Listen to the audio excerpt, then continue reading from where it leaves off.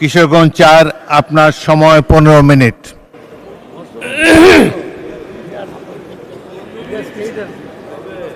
মাননীয় স্পিকার, আপনাকে অসংখ্য ধন্যবাদ।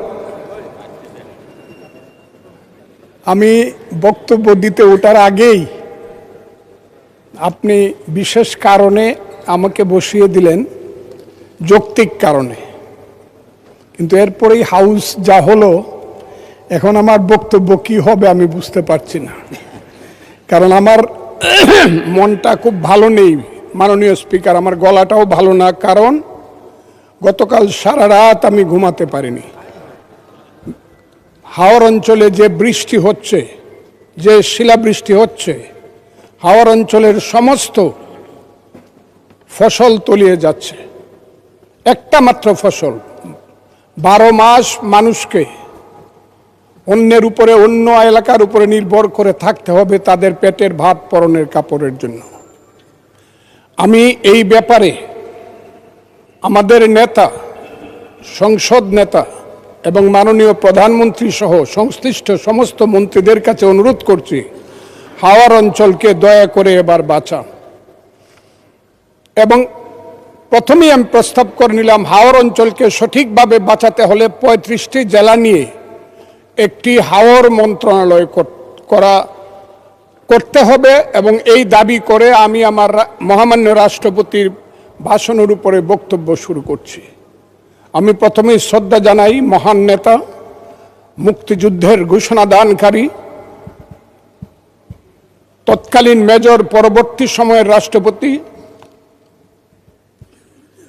শহীদ প্রেসিডেন্ট জিয়াউর রহমানের প্রতি, যার আমি শ্রদ্ধা জানাই মহান নেত্রী, দেশনেত্রী বেগম খালেদা জিয়ার প্রতি, যার আহ্বানে এবং যার কারণে আমি আজকে বিএনপি করি।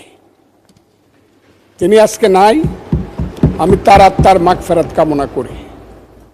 আমি বক্তব্যের আগেই আমাদের নেতা প্রধানমন্ত্রী জনাব তারেক রহমান, তাকে উদ্দেশ্য করেই বলবো, মর্নিং শোজ দ্য ডে।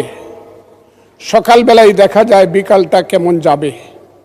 আমাদের প্রধানমন্ত্রী এই দেশের জন্য, এই দেশের উন্নয়নের জন্য প্রথম থেকেই যে যে কর্মসূচি নিয়ে কাজ করছেন, কালকেও যশোর থেকে উলসি খাল খনন করে তিনি এসেছেন। আমার বিশ্বাস এই দেশের মানুষের দুর্ভাগ্য দূর করে বাংলার পূর্বাকাশে নতুন সূর্য উঠবে বলে আমি বিশ্বাস করি। মাননীয় স্পিকার, রাষ্ট্রপতি ভাষণের উপরে আমার মিক্সড ধারণা আছে। আমার প্রথমেই বলতে হবে, সেই সত্য যা রচিবে তুমি, যা ঘটে তা সত্য নয়, কবি তব মনোভূমির রামের জন্মস্থান, অযোধ্যার চেয়েও সত্য যেন, বাল্মীকির কবিতা। কারণ হলো, মাননীয় রাষ্ট্রপতি যা যা বলেছেন, আমি প্রথমেই বলি 2, 3 এবং 4 নম্বর প্যারা। 2 নম্বর প্যারায় মুক্তিযুদ্ধকে উনি যেভাবে বলেছেন সঠিক বলেছেন, কিন্তু আরো বিস্তারিত হলে আমাদের প্রধানমন্ত্রী যেমন বলেন যে মুক্তিযুদ্ধকে মহিয়ান করতে হবে, মুক্তিযুদ্ধ আরো মহিমান্বিত হতো আরেকটু ইলাবোরেট করে লেখলে। কারণ মুক্তিযুদ্ধের ইতিহাস মহাসমুদ্রের চেয়েও গভীর ইতিহাস। আমি আজকে আপনার কাছে বলবো 3, 4 প্যারায় মুক্তিযোদ্ধাকে যেভাবে 5ই আগস্টের সঙ্গে তুলনা, যোদ্ধাদের সঙ্গে তুলনা করা হয়েছে, 5ই আগস্টের যোদ্ধাদেরকে আমি ছোট করে দেখি না। তাদের যারা শহীদ হয়েছে, আমি তাদের প্রতি শ্রদ্ধা নিবেদন করি এবং তাদের আত্মার মাগফিরাত কামনা করি। শহীদ আমি ছিলাম 5ই আগস্টে, তার আগে 10 বছর যাবত, যেদিন থেকে আমি বলা শুরু করেছিলাম আওয়ামী লীগ একটি অভিশপ্ত রাজনৈতিক দল, সেই দিন থেকে 10টি বছর নিরন্তর আমি যুদ্ধ করেছি। আমি আমার যেদিন সর্বশেষ 28শে অক্টোবর নয়াপল্টনের মাঠ থেকে 10 লক্ষ লোকের মিছিলটাকে ফ্যাসিস্টরা ভেঙে দিল, অনেকেই জেলে চলে গেলেন, অনেকেই পলাতক ছিলেন, হাজার হাজার নেতা কর্মীর নামে যেদিন যুদ্ধ হলো, সেদিন আমি বললাম যে আমি সংসপ্তকের ভূমিকা পালন করব, জয় অথবা মৃত্যু। আমি হাসিনা সরকারের বিরুদ্ধে সবকিছু করব।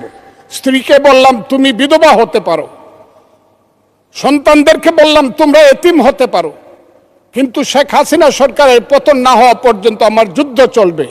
এবং আমি বোধহয় একমাত্র ব্যক্তি যে 4 আগস্ট দুপুর 1টার সময় বলেছিলাম যে আগামী 24 ঘন্টার মধ্যে শেখ হাসিনা চলে যাবে, কারণ তার সরকার উত্তর সিয়ানা হয়ে গেছে। এবং 23 ঘন্টার মধ্যে শেখ হাসিনার সরকার চলে গিয়েছিল। আমি সেই আন্দোলনে ছিলাম। বলতে পারেন মিছিলে ছিলেন না, আমি মিছিলে ছিলাম না আপনাদের মতো, কারণ আমার বয়স 23 বছর ছিল, তখন আমি এরশাদ বিরোধী মিছিলের প্রধান নেতা ছিলাম আমি। কিন্তু এখন আমার বয়স 78 বছর। আমার ছেলে ব্যারিস্টার 5 বছর আগে, আমার ছেলে ইঞ্জিনিয়ার 10 বছর আগে। তারা 5 দিন পর্যন্ত বাসায় আসেনি, তারা মিছিলে গিয়েছিল, তারা কেউ বাসায় আসেনি। কাছেই আগস্ট মাসকে আমিও খুব ছোট করে দেখি না, তবে কোনো কারণে আগস্ট কোনো বিপ্লব নয়, আগস্ট হলো গণ অভ্যুত্থান। সেই গণ অভ্যুত্থানকে যারা মুক্তিযুদ্ধ এবং মুক্তিযোদ্ধার সঙ্গে তুলনা করতে চায়, জুলাই যুদ্ধ এবং মুক্তিযুদ্ধ, তাদেরকে আমি বলবো, সবাইকে আমি বলবো, এই কথাটা বলাই অন্যায়। কারণ মুক্তিযুদ্ধ প্রশান্ত মহাসাগরের সঙ্গে ডুবার তুলনা করা যেমন, হিমালয় পর্বতের সঙ্গে টিলার তুলনা করা যেমন, মুক্তিযুদ্ধের সঙ্গে 5ই আগস্টের তুলনা করা ঠিক তেমনি। আমি আজকে খুব পরিষ্কারভাবে বলতে চাই, মুক্তিযুদ্ধ এবং স্বাধীনতা সংগ্রাম একদিনে বাঙালি জাতির হয় নাই।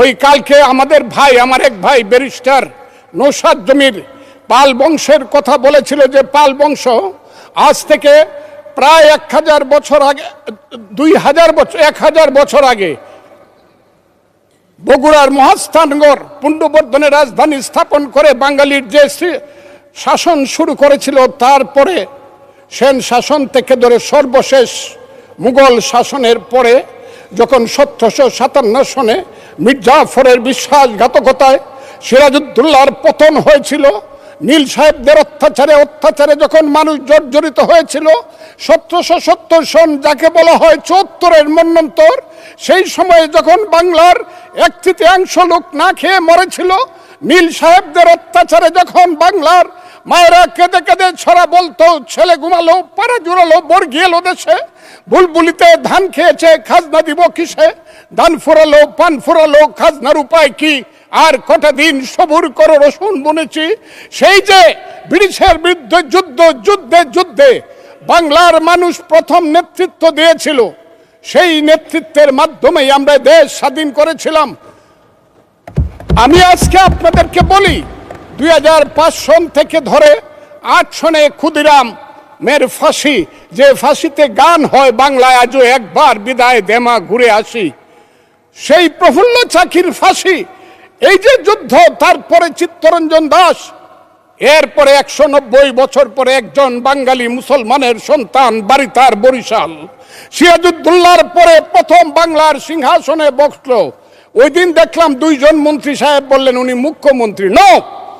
1937 সনে যখন শেরে বাংলার সিংহাসনে বসেছিলেন, তখন উনি প্রধানমন্ত্রী ছিলেন। সেই শেরে বাংলা ফজলুল হক, হুসেন শহীদ সোহরাওয়ার্দী, দেশ থেকে দেশান্তরে গিয়ে সুভাষ বোস, মৌলানা আব্দুল হামিদ খান ভাসানী, বঙ্গবন্ধু শেখ মুজিবুরেরা বাংলাদেশের স্বাধীনতা সংগ্রামের ভিত্তি স্থাপন করেছিল। সেই ভিত্তির উপরে দাঁড়িয়েই 1971 সনে আমাদের নেতা সেই শহীদ জিয়াউর রহমান বলেছিলেন প্রথম নিজের নামে, I Shahid Zia, I major Zia do hereby declare the independence of Bangladesh, প্রথম নিজের নামে, পরে বঙ্গবন্ধুর নামে। আমি আজকে আপনাদের কাছে বলতে চাই, মুক্তিযুদ্ধ এত সহজ জিনিস না। আপনি যে এখানে বসে আছেন, আপনি যে সালুটি করে যুদ্ধ করেছিলেন 4 দিন, কত লোক মারা গিয়েছে, কত সন্তান শহীদ হয়েছে, একটা বন্দুকের আওয়াজ, একটা কামানের আওয়াজ সিলেটে হয়েছে, আর আমি ময়মনসিংহে বসে সেই আওয়াজটি শুনেছি। আখাউড়াতে সেই নদীতে যে যুদ্ধ হয়েছে, যে যুদ্ধে নেতৃত্ব দিয়েছে খালেদ মুশাররফ, হায়দারেরা, সেই শব্দ আমার বাড়ি থেকে 100 কিলোমিটার দূরে, সেই শব্দ আমি শুনেছি। ওই যে ভানুয়া কামালপুরে কর্নেল তাহেররা যুদ্ধ করেছে, সেই যুদ্ধের সংবাদ, শব্দ আমি কিশোরগঞ্জ থেকে শুনেছি। 11টা সেক্টর ছিল, 1 নম্বর সেক্টর কমান্ডার জিয়াউর রহমান, 2 নম্বর খালেদ মুশাররফ। জিয়াউর রহমান যখন ব্রিগেড কমান্ডার হলেন, তখন কমান্ডার হলেন সেইখানে। ওই ফেনীর যুদ্ধ, জাফর ইমামদের আজকে যাই করুক তারা, বিলুনিয়ার যুদ্ধ তো আমরা বলবো না। 2 নম্বর sector commander Khaled Mosharraf Haider, 3 number sector commander Shafiullah, 4 number CR Dutta, 5 number Mir Shawkat Ali, 6 number M K Bashar, 7 number Kazi Nuruzzaman, 8 number M A Manjur, 9 number M A Jalil এবং সর্বশেষ 11 নম্বর হইল কর্নেল তাহের, যার পা চলে গিয়েছিল। সেই যুদ্ধ, যে যুদ্ধে সারা পৃথিবী জড়িত ছিল, যে যুদ্ধে ইন্ডিয়া 3রা ডিসেম্বর 1971 সনে আমাদেরকে সহযোগী করার জন্য অংশগ্রহণ করেছিল এবং তার হাজার হাজার সৈন্য এই মাটিতে রক্ত দিয়ে গেছে, এবং যে ইন্ডিয়া আমাদের দেশের স্বাধীনতার জন্য বঙ্গোপসাগরে যে 7ম নৌবহর এসেছিল, আমেরিকার বিশ্বযুদ্ধের রিস্ক নিয়েছিল, আমাদের জন্য সোভিয়েত ইউনিয়ন বদস 3টা ভেটো দিয়েছিল, তা না হলে আমাদের দেশ স্বাধীন হতো কিনা সন্দেহ ছিল। সেই মুক্তিযুদ্ধের সঙ্গে যখন 1 মাসের গণ আন্দোলনকে তুলনা করা হয়, তখন মুক্তিযুদ্ধকে ছোট করা হয়। আমি মনে মনে ভাবি হয়তোবা আমি মরে গেলেই ভালো হতো। আমি আজকে আপনাদের কাছে প্রশ্ন রাখতে চাই, 5ই আগস্টের পরে কি হলো? আমাকে একটু 5ই আগস্টের পরে কি হলো আপনারা জানেন। এইখানে ইউনূস সরকার ছিল, আমি শিল্পকলার সামনে থাকি, একটা গান হইতে পারে নাই, একটা নাটক হইতে পারে নাই, একটা লালনের গীতি হইতে পারে নাই, একটা বাউল গান হইতে পারে নাই। সব কিছু কালো শক্তি ধ্বংস করে দিয়েছিল। তারা বলেছিল কোন মুক্তিযুদ্ধ হয় নাই, 47-এ যুদ্ধ হয়েছে, আর 24-এ যুদ্ধ হয়েছে, আর 71-এ গন্ডগোল হয়েছে।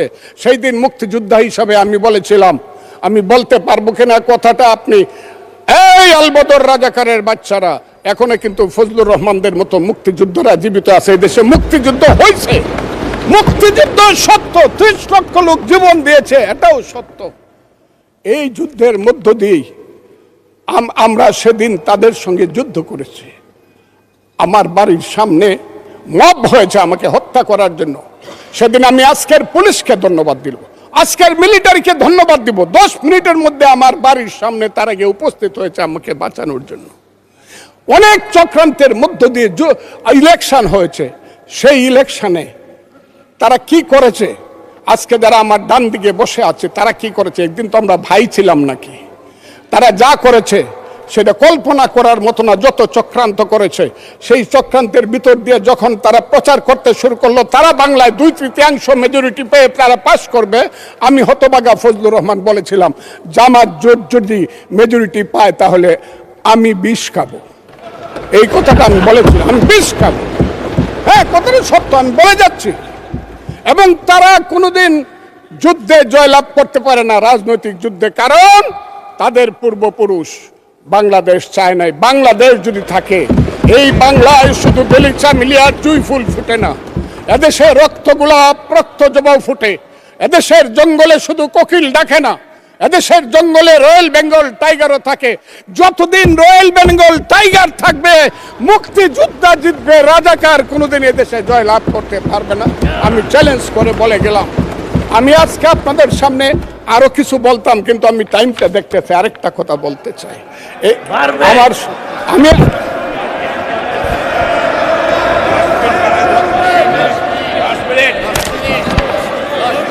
আমাকে 5 মিনিট সময় দেন, আমি শেষ করে ফেলবো। আমি আজকে আপনার সামনে শুধু বলতে এসেছি, মাননীয় সদস্য, আরো 3 মিনিট দেওয়া হলো আপনাকে। আমি বলতে এসেছি, হ্যাঁ, আমার বক্তব্যের পরে বলবে আমরা কি মুক্তিযুদ্ধ করে নাই। যেমন বিরোধী দলের নেতা বলেন, ওনাকে আমি অসম্মান করি না, সব সময় মাননীয় বলে কথা বলি, কিন্তু উনার দলের লোকজন এখানে বসে আছে, তারা আমাকে ফজা পাগলা বলে কথা বলে। উনি একদিনই তা বলে, তারা নাকি সভ্য, তারা নাকি ইসলাম।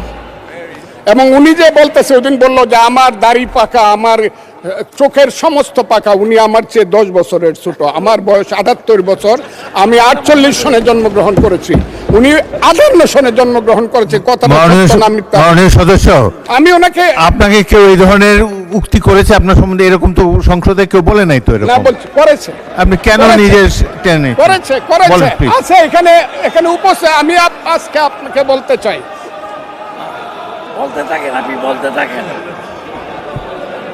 আচ্ছা, আমি যে কথাটা বলতে চাইছিলাম বিরোধী দলের নেতা বলেছেন উনি মুক্তিযোদ্ধা পরিবারের লোক এবং উনি শহীদ পরিবারের লোক এবং উনি জামাতে ইসলাম করেন। এটা ডাবল অপরাধ। মুক্তিযোদ্ধা পরিবারের লোক কেউ জামাত করতে পারে না। আর শহীদ পরিবারের লোক মাননীয় সদস্যবৃন্দ ওনাকে বলতে দেন।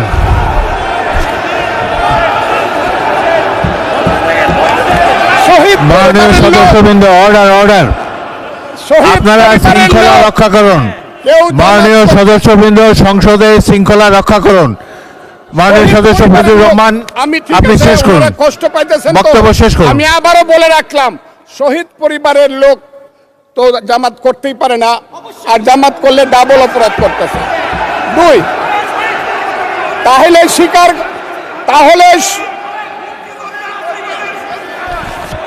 তাহলে আমি আপনাদেরকে বলি, মাননীয় সদস্যবৃন্দ, এক সেকেন্ড, মাননীয় সদস্য ফজলুর রহমান, বসুন বসুন বসুন।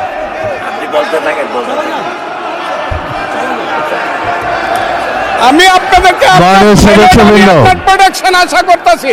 মাননীয় সদস্যবৃন্দ বসুন, কিন্তু আমার গলা সংসদে শৃঙ্খলা রক্ষা করুন। ওনার গলা, আমি কিন্তু ওনাদেরকে খারাপ কিছু বলি নাই। বসেন।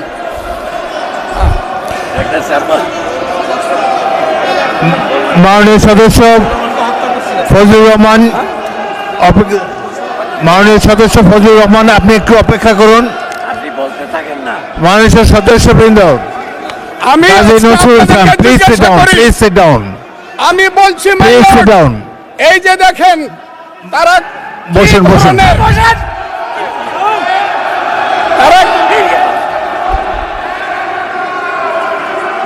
তারা কি ধরনের আচরণ করছে। আচ্ছা, আজকে তাদেরকে মাননীয় সদস্যবৃন্দ, আমি মাননীয় সদস্যবৃন্দ একটু মনোযোগ দিয়ে আমার কথাটি শোনার চেষ্টা করুন।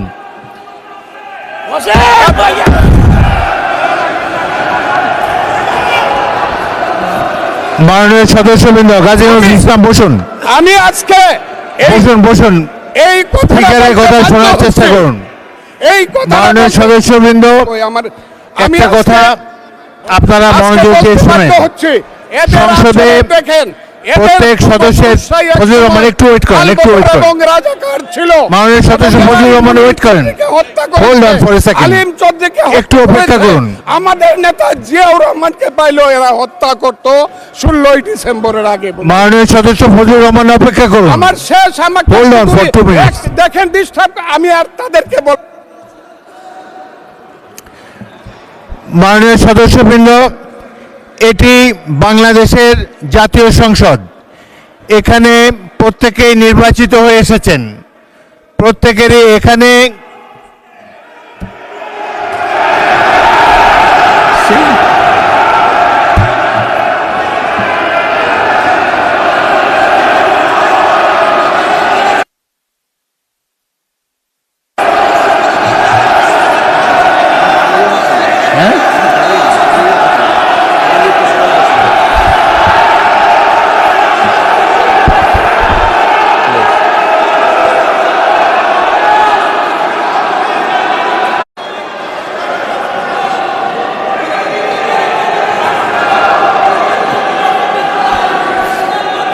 মাননীয় সদস্যবৃন্দ বসুন বসুন বসুন প্লিজ।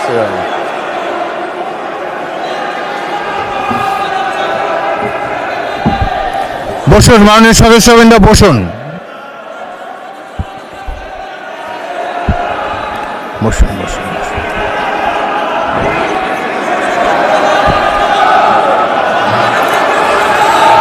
মাননীয় সদস্যবৃন্দ, মাননীয় বিরোধী দলের নেতা, আমি বলি তারপরে আপনি বলেন। মাননীয় সদস্যবৃন্দ, এটি আপনারা সবাই, মাননীয় সদস্য ফজলুর রহমান আপনি বসেন, বসুন, আপনি বসুন, আপনার সুযোগ দেওয়া হবে বক্তব্য শেষ করার জন্যে। মাননীয় সংসদ সদস্যবৃন্দ, সারা জাতি দেখছে, লাইভ টেলিকাস্ট হচ্ছে, সবাই আপনারা নির্বাচিত সদস্য, এখানে সবাই জনগণের ভোটে নির্বাচিত সদস্য। আমি প্রতিদিনই বলি যে রুলস অফ প্রসিডিওর বইটা একটু পড়েন। যদি এই সংসদ যদি বিধি মোতাবেক পরিচালিত না হয়, এটি আর জাতীয় সংসদ থাকবে না। অতীতে জাতীয় সংসদ সম্পর্কে অনেক তিক্ত অভিজ্ঞতা আছে। প্রথমে নজমুল হুদা তৎকালীন মাননীয় সদস্য একটা বক্তব্য করলেন, সদস্যরা ওয়াকআউট করে চলে গেলেন। আমরা ভাবলাম যে আধা ঘন্টা পরে ফিরে আসবে। ওই বয়কট 2 বছর চলেছে। সুতরাং সামান্য কারণে উত্তেজনা সৃষ্টি করা ঠিক নয়। প্রত্যেকেরই বাক স্বাধীনতা আছে। প্রত্যেক সদস্য এখন ইভেন 370 বিধিতে দলীয় হুইপ নেগলেক্ট করে, উপেক্ষা করেও ব্যক্তিগত মতামত এখন সবাই দিতে পারেন।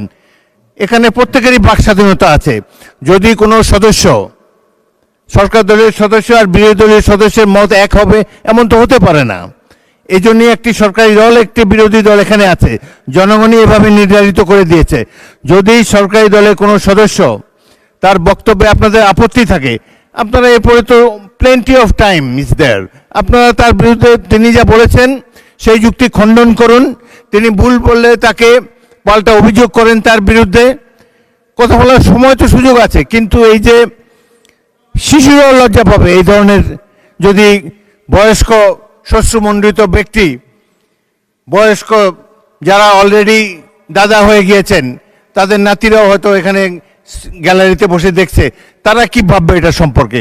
আরেকটি জিনিস হলো, সংসদে স্পিকার যখন দাঁড়ায় তখন এটি অবশ্য কর্তব্য সবাই এখানে বসে পড়বেন। যদি আমাকে তো আপনারাই তো আমাকে স্পিকার বানিয়েছেন, আমি এই সংসদের কাস্টোডিয়ান, অভিভাবক। যদি চেয়ারের প্রতি এই সম্মান আপনাদের না থাকে, তাহলে জাতীয় সংসদের প্রতি মানুষের কোনো রেসপেক্ট থাকবে না আগামী দিনে। আপনারা বলতে পারেন freedom of speech is there, Fazlur Rahman সাহেব যা বলেছেন এরপরেই আপনাদের একজনকে টাইম দেব, প্রয়োজন হলে টাইম বাড়িয়ে দেব, তার যুক্তি খণ্ডন করুন। তিনি যদি অসংসদীয় কোনো কথা বলে থাকেন, সেটা আমরা পরীক্ষা করে স্পঞ্জ করে দেব, কিন্তু বক্তব্যের সময় তাকে ডিস্টার্ব করবে না। জনাব সদস্য ফজলুর রহমান, আপনি 3 মিনিটে আপনার বক্তব্য শেষ করেন, তারপর আমি বিরোধী দলের নেতার বক্তব্য শুনবো। আপনি শেষ করেন। 3 মিনিট ফর ইউ। মিলর্ড, 1971 সনের 14 ডিসেম্বরকে পালন করা হয় শহীদ বুদ্ধিজীবী দিবস। সেই মুনির চৌধুরী, আব্দুল আলিম চৌধুরী, শহীদুল্লাহ কায়সার থেকে ধরে শত শত বুদ্ধিজীবীকে যারা হত্যা করেছিল, তাদেরকে বলা হয় আলবদর। এবং সেই আলবদর বাহিনী কার ছিল আপনারা জানেন। আমি খুব দুর্ভাগ্য, প্রথম দিন কিন্তু মাননীয় স্পিকার আপনি জানেন এইখানে কোনো বাতি ছিল না, আমি কিছু শুনতে পারি নাই। এই হাউজে প্রস্তাব হয়েছে তাদের ব্যাপারও শোক প্রস্তাব হয়েছে। আমি একা হইলেও এটা প্রতিবাদ করতাম, কিন্তু যেহেতু আমার দল এটা করছে আমি চুপ করেছিলাম। আমি কথাটা খুব ক্লিয়ার। কিন্তু এই সংসদ সম্পর্কে আজকে না হলো কালকে না হলো পরশু, না হলে ইতিহাসে ভুল বার্তা যাবে যদি আমরা যুদ্ধ অপরাধের ব্যাপারে আমরা সুপ্রস্তাব নেই। আমার আরেকটা কথা মিলন, পুলিশের ব্যাপারে যে ইনডেমনিটি দেওয়া হয়েছে, সেই পুলিশ 5ই আগস্ট পর্যন্ত একরকম, কিন্তু 5ই আগস্টের পরে, যেমন আমি মুক্তিযোদ্ধা কমান্ডার ছিলাম, আপনি বীর বিক্রম ছিলেন, 16ই ডিসেম্বরের পরে শত শত রাজাকার আমার কাছে আত্মসমর্পণ করছে। আমি কাউকে হত্যা করি নাই, সবাইকে জেলে পাঠিয়ে দিয়েছি, তার বিচার হোক। আমার কথা হলো 5ই আগস্ট 2024 সনের পরে এই যে এত থানা লুট হয়েছে, এত পুলিশকে হত্যা করা হয়েছে, তারা তো তখন যুদ্ধ করে নাই, তারা তো নিরপরাধ। এত এত অস্ত্র গেল কোথায়? স্বরাষ্ট্রমন্ত্রী নিশ্চয়ই আমার নেতা, উনিও শুনছেন আমি কথাগুলো বলছি। 5ই আগস্টের পরে যে ঘটনাগুলো হয়েছে সেগুলো তো কোনো আইনে ইনডেমনিটি পাওয়ার কথা না। যদি 5ই আগস্টের পরে কোনো পুলিশ হত্যা হয়ে থাকে, থানা লুট হয়ে থাকে, অস্ত্র নিয়ে থাকে, সেটার জন্য তদন্ত হওয়া উচিত, দোষীদের বিচার হওয়া উচিত। আর 5ই আগস্টের আগে পুলিশ যা করেছে, তারা রাষ্ট্রীয় বাহিনী, তারা যদি অন্যায় করে থাকে, মরে গেছে, বিচার হোক। কিন্তু আমি মনে করি তারাও এই দেশের নাগরিক, পুলিশেরও মা বাবা আছে, তাদেরও সন্তান আছে, তাদের সন্তানও এতিম হয়েছে। রাষ্ট্র তাদের কাছে গিয়ে বলা উচিত, তোমার সন্তান যেভাবেই নিহত হয়ে থাক, আমরা তোমাদেরকে দেখব। আমার পুলিশের এই আইনটার ব্যাপারে হলো আমার এই কথা। আমি আজকে এই হাউজে দাঁড়িয়ে সর্বশেষ কথাটি বলবো। সর্বশেষ কথাটি হলো, আমার মাননীয় প্রধানমন্ত্রী, আমি যাকে ভীষণ শ্রদ্ধা করি, দেশকে উনি চালাতে পারবে না আমি জানি। দিনের পর দিন, মাসের পর মাস, যতই বাহিরে বাহিরে চক্রান্ত হোক, ভিতরে কিন্তু যতই ভালো মানুষ দেখাক, যতই এখানে বিএনপির বিরুদ্ধে দাঁড়াবার চেষ্টা করুক, এটা হবে না। কিন্তু আমার নেতা, সংসদ নেতা কিন্তু অনেক মহান কাজ করেছে। 78 জনকে 222 জনের সমান সমান ভাগ দেয়া কমিটি করেছে। আমি আমার নেতাকে বলবো, শেষ করেন মাননীয় সদস্য, শেষ করেন।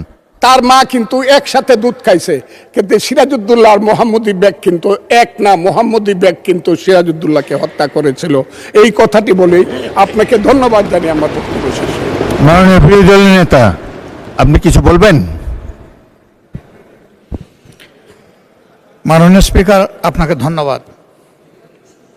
আমি শ্রদ্ধা রেখেই বলতে চাই,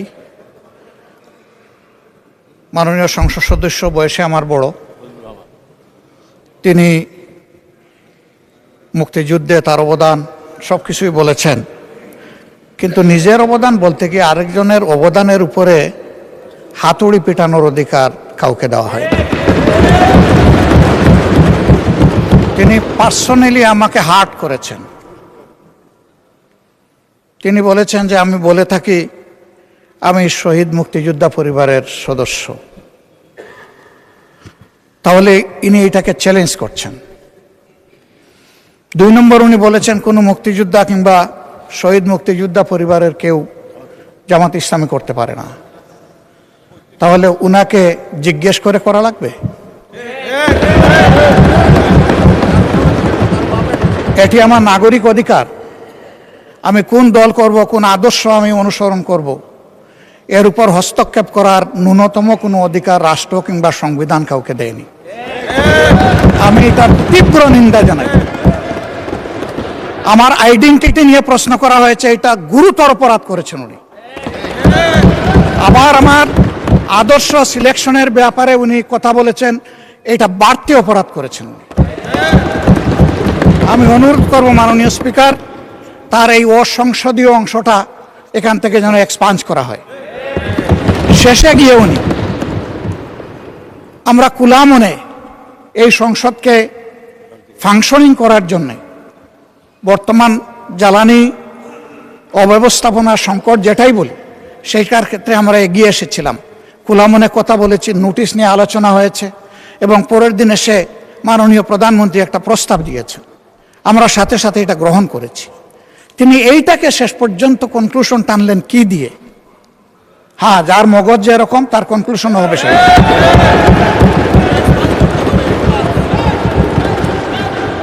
তার মতো একজন প্রবীণ ব্যক্তির কাছ থেকে, রাজনীতিবিদদের কাছ থেকে আমি এই ধরনের আচরণ আশা করিনি। আমরা এখানে প্রথম দিনই বলেছি ভালো কিছু শিখতে এসেছি। কাউকে হিট করা, গালি দেওয়া, এর মাধ্যমে বড় কিছু অর্জন করা যাবে না। কিছু গোলাবাজি হতে পারে বড় জোর, কিন্তু তার চাইতে বেশি কিছু হবে না। আর সাধারণত যুক্তি যখন ফুরিয়ে যায়, মাথা তখন গরম হয়ে যায়। একটা প্রবাদ আছে, রেগে গেলেন তো হেরেই গেলেন। আমরা সবাই মিলে হারতে চাই না, আমরা সবাই মিলে জিততে চাই। এই জন্য সবাই জন্য মাথাটা একটু ঠান্ডা রেখে যুক্তির সাথে সত্যনির্ভর কথাগুলা বলি, তাতে অবশ্যই দেশবাসী উজ্জীবিত হবে, এই সংসদের প্রতি মানুষের আস্থা তৈরি হবে, এবং দেশটাকে নিয়ে সবাই মিলে আমরা সামনে এগিয়ে যেতে পারব। ধন্যবাদ মাননীয় স্পিকার। ধন্যবাদ মাননীয় বিরোধী দলীয় নেতা জনাব ফজলুর রহমান। এখন আর তো না বললেও চলে, আমরা সংসদ উত্তপ্ত হোক এরকম চাই না। আপনি একটু দয়া করে বসেন, আমি আমার বক্তব্য শুনেন। জনাব ফজলুর রহমান যে বক্তব্য দিয়েছেন তার মধ্যে যদি অসংসদীয় কোনো কিছু থাকে সেটা এক্সপাঞ্জ করা হবে, এবং মাননীয় বিরোধী দলের নেতা যে বক্তব্য দিয়েছেন তার মধ্যেও যদি কোনো কিছু অসংসদীয় থাকে সেটিও এক্সপাঞ্জ করা হবে।